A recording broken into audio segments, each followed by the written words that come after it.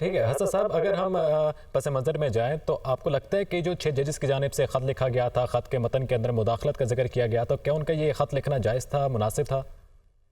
जी बिल्कुल, बड़ी इम्पोर्टेंट उसमें हक़ाइक़ सामने लेकर आए थे और हम जो समझते हैं कि तहकीकात ज़रूरी थी होनी, और जो ऐसे अफराद या इदारे जिन पे इल्ज़ाम था उनको सामने लाना भी इंतहाई ज़रूरी था।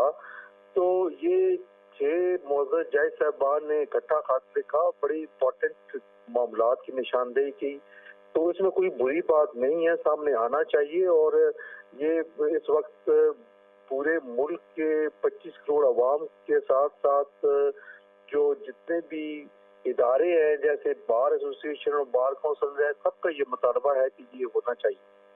हसन साहब, जब जैसे हमारे ब्यूरो चीफ आदिल वड़ैच बात कर रहे थे कि सब तमाम तर हक़ाइक़ अवाम के सामने रखे गए, एक इंक्वायरी कमीशन बनाया गया, उसके बाद आज ये इस तरह इसको नोटिस लेना, ये काफ़ी इंटरेस्टिंग सी सिचुएशन बन चुकी है।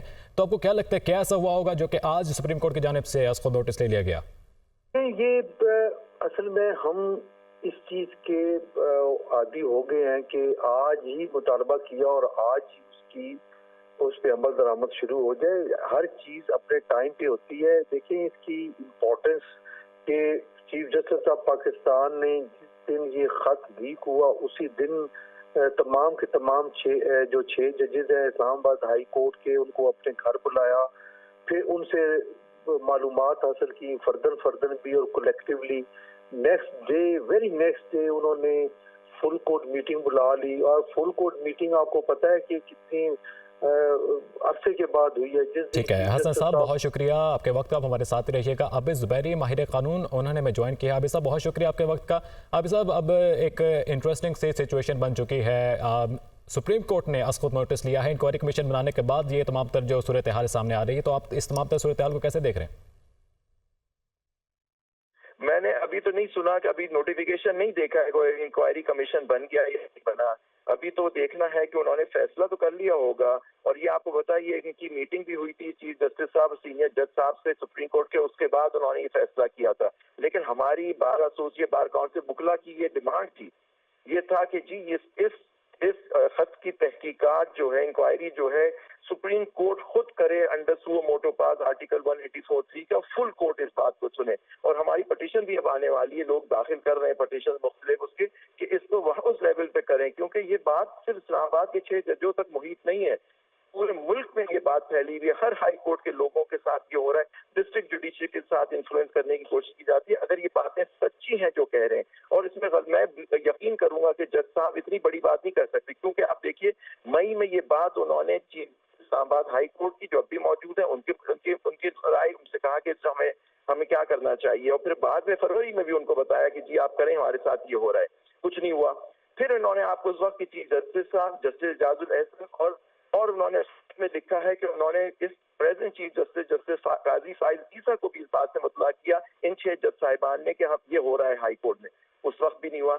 मैं कह रहा हूं खुश आइंद है, अगर उन्होंने इंक्वायरी करी है तो फुल कोर्ट बैठना चाहिए, जिससे फुल कोर्ट इस बात की करके देखे कि क्या है कहाँ से। क्योंकि ये देखिए सवाल सिर्फ 6 जजों का नहीं है, ये आजाद अदलिया का सवाल है। अगर ये जज अपने ईमान से से बगैर खौफ व खतर के फैसला नहीं कर सकेंगे तो मुझे और आपको इंसाफ नहीं मिलेगा। एग्जेक्टिव और इंटेलिजेंस भी अपने मर्जी के फैसले कराएंगी, तो फिर हमारा और एक बनाना रिपब्लिक में क्या फर्क रह गया, एक डिक्टेटरशिप या फैशिस्ट रजीम में जहाँ जो कोर्ट्स होते हैं वो आजाद नहीं होते।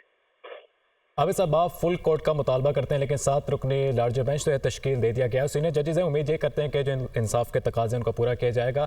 तो अब आपका जो एक तजुर्बा है, एक कानून का तजुर्बा आप रखते हैं, तो क्या कहता है कि जो फैसला है, आने वाला फैसला, वो तो कुछ भी कहना कबल इस वक्त होगा, लेकिन अगर फैसला इनके हक में आता है जजेस के, तो क्या सूरत हाल बन सकती है? देखिए जहां बात जस्टिस शौकत सिद्दीकी की बात आगे नहीं बढ़ी थी, लेकिन जिन जजों ने ये बात भी लिखी है कि जस्टिस शौकत सिद्दीकी को आपने सुप्रीम कोर्ट ने बिलेटेड सुप्रीम जुडिशल काउंसिल ने या बिलेटेड उनको इंसाफ दिया, लेकिन उस फैसले में उन इंटेलिजेंस ऑफिसर्स जिनका उन्होंने इल्जाम लगाया था कि वो आके उनको इन्फ्लुएंस करने की कोशिश करते थे, उनके खिलाफ कोई कार्रवाई नहीं। तो मैं उम्मीद ये रखता हूं कि अगर ये बात इनकी बातें सही है, जो मैं समझता हूँ सही है, और मेरा सलूट है इन 6 जज साहिबान का, जो बात हम सब जानते थे ये हो रहा है इस मुल्क में, वो उन्होंने बता दी। लेकिन जजों यानी को आपकी ना नज़र में लिखा गया खत बिल्कुल ठीक है। ठीक है, आबिद ज़ुबैरी साहब हमारे साथ ही मौजूद रहिएगा। राजा खालिद साहब बाहिर कानून उन्होंने ज्वाइन किया है, उनसे भी उनका नुक्ता नज़र लेंगे। राजा खालिद साहब, चूँकि सुप्रीम कोर्ट की जानिब से खुद नोटिस लिया गया है और तसद्दुक़ हुसैन जिलानी को गुज़िश्ता रोज़ हमने देखा कि एक इंक्वायरी कमीशन, जिसके बारे में अब आबिद ज़ुबैरी साहब कह रहे हैं कि नोटिफिकेशन तो मैंने नहीं देखा, लेकिन चूँकि खबरें मौसूल हुई थी कि इंक्वायरी कमीशन बनाया गया है और उसके सरबराह जो तसद्दुक़ हुसैन जिलानी उनको कहा गया, और आज सुप्रीम कोर्ट ने इसको नोटिस ले लिया। इस मामले को कैसे देख रहे हैं आप? इससे पहले भी चीफ जस्टिस ऑफ पाकिस्तान ने सुप्रीम कोर्ट ऑफ पाकिस्तान के तमाम जजों को एतमाद में लेते हुए फिर प्राइम मिनिस्टर ऑफ पाकिस्तान को कॉल किया, उन्हें मीटिंग के लिए बुलाया, जिसके बाद एक डेलीब्रेशन हुई और फिर यह तय हुआ जी कि Pakistan commission of inquiry act के तहत 2017 के तहत एक यक रुकनी कमीशन कॉन्स्टिट्यूट किया जाएगा। तो सदक हुसैन जिलानी साहब जो साबिक चीफ जस्टिस है पाकिस्तान के, बड़ी अच्छी शोहरत के मालिक हैं, तो उनको कमीशन का सरबराह बनाया गया, बल्कि यक रुकनी कमीशन था।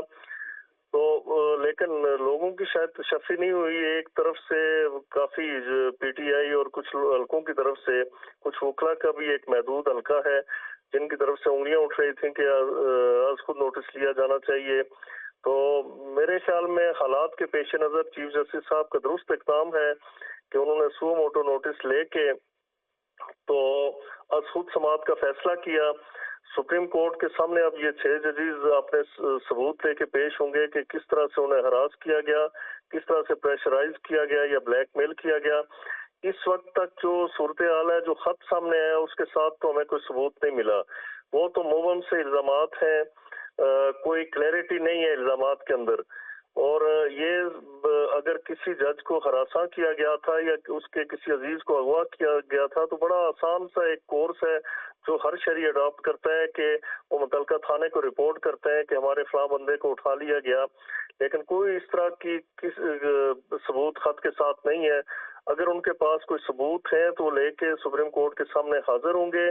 तो अब मेरे ख्याल में हर तरफ से, हर दो साइड से, वो जजेस की साइड भी और जो लोग चाहते थे कि कमीशन कॉन्स्टिट्यूट हो और उसकी तसल्ली हो जाएगी। तो बाकी रही बात, उनके जो खत है उसमें कतन ये डिमांड नहीं की गई कि हमारे हवाले से कोई इंक्वायरी करवाई जाए।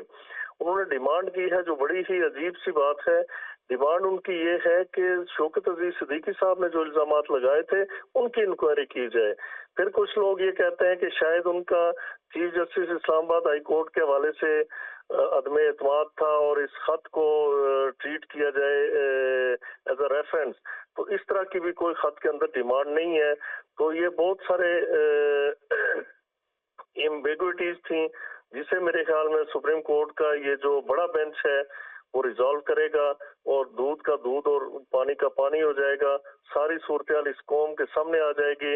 अगर इल्जामात गलत हैं, अदारों को अदारों के सामने खड़ा करने की कोशिश की नहीं है। बड़ी अजीब सी बात है कि जी उनकी डिमांड है कि जुडिशल कन्वेंशन बुलाया जाए ताकि एक जलसा हो, वहाँ पे तकरीर हो, अदारों के सामने खड़े हों और टकराएं एक दूसरे के साथ, अदारों को कमजोर किया जाए, उनकी तज़ीक की जाए, उनका मजाक उड़ाया जाए।